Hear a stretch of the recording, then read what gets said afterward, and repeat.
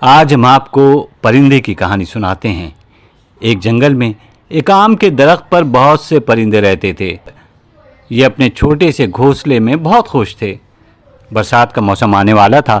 جنگل کے تمام جانوروں نے اپنے گھروں کی مرمت شروع کر دی اور اپنے بچوں کی خوراک جمع کرنے میں مصروف ہو گئے۔ جلد ہی بارش کا موسم آ گیا۔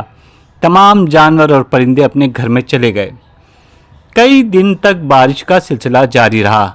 ایک دن بارش میں بھیگ کر ایک بندر جنگل میں داخل ہوا۔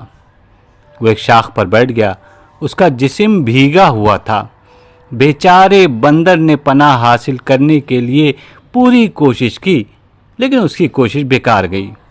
پتے بارش سے بچنے کے لیے کافی نہیں تھے۔ اف، بہت سردی ہے، بندر نے کہا۔